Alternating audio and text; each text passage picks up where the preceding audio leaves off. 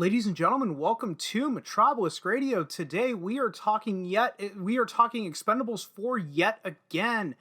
With this article here, Expendables 4 can deliver on Star Wars' Iko Uwais failure. The Expendables 4 casting of martial arts legend Iko Uwais gives him the chance to fix the mistake of his casting in Star Wars: The Force Awakens. The upcoming Expendables 4 will give Iko Uwais the chance to rectify the failure and missed opportunity of his casting in Star Wars: The Force Awakens.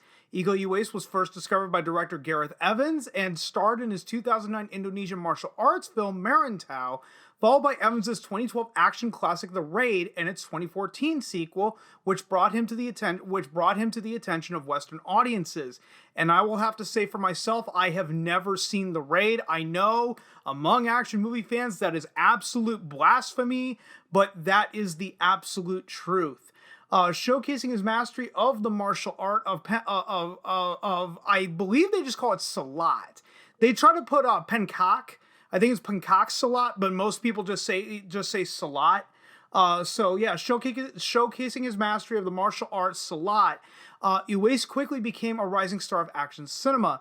The Expendables franchise prides itself on casting the best action stars of the last 40 years. Well, mostly from the 1980s if you're going based on the first movie alone.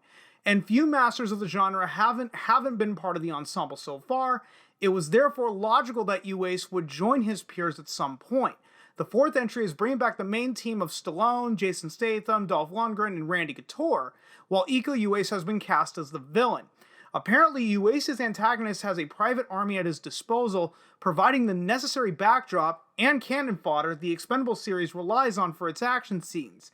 Casting Iko Uwais as the primary antagonist in the Expendables 4 can also offer him another chance to show Western audiences what he's got to offer in a major franchise after the mistake of Star Wars. When the producers for Star Wars: The Force Awakens cast Uwais, there was much excitement among his fans of what his role would be. Oh, what the role inevitably ended up becoming. I'll put a little bit up on the screen, but just a spoiler alert, he doesn't have one single line of dialogue in the entire Star Wars: The Force Awakens. It was pretty much just used as a publicity stunt, and just so that Iko Uwais and the cast of The Raid could say, hey, I was in Star Wars, was pretty much all it was. Unfortunately, the actor only appeared in one scene and essentially has nothing to do but stand in a hallway before being chased by a Rathtar. His role is just a cameo, yes it is, with Han Solo commanding the audience's undivided attention. While it was no doubt meant as a fun wink to the audience, his Raid co-stars were also with him. It seems a mistake on the part of the filmmakers to have someone so talented on the set of Star Wars and not use them, especially as the scene turns into an action sequence shortly after his arrival. History has shown that Hollywood often struggles to properly utilize international martial arts legends such as Iko Uwais. After dazzling in movies from their home countries, the transition to American cinema often sees them as generic villains. For example, Tony Jaa in Furious 7, Jet Li in Lethal Weapon 4, or star in sanitized amalgamations of their greatest hits, Chow Yun-fat in Bulletproof Monk, for example. Uwais has not been immune to this phenomena either. His fighting Keanu Reeves' Man of Tai Chi is over much too quickly, and 2021 Snake Eyes G.I. Joe Origins came and went with very little noise. He got plenty of action in the Mark Wahlberg vehicle Mile 22, but even then the hyperactive editing ruined many of his fights. Hopefully, The Expendables 4 will give Iko Uwais the opportunity to showcase his incredible talents against Sylvester Stallone's Barney Ross and company, as well as put to rest the mistake of his Star Wars: The Force Awakens miscasting. The actor is at the top of his game, and if he's allowed to cut loose and avoid the generic villain cliches, he could be the highlight of the upcoming sequel. Statham has posted a photo of the pair together on the set of The Expendables 4, looking worse for wear, indicating they'll have a showdown at some point, which bodes well, which we have already gone into.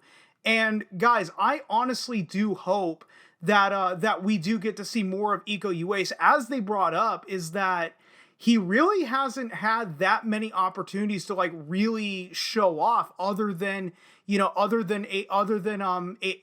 Asian cinema, and even Tony Jaa for that matter.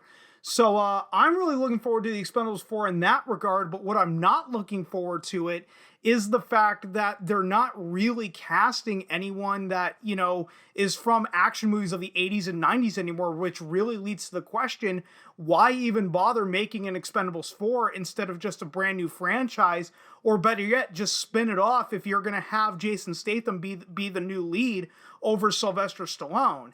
And guys, that's pretty much all I got for you before I tangent off for too long. If you stuck around this long, thanks so much for doing so. And if you've been following me long enough, you know I'm terrible at ending these videos. So I will just see you guys next time.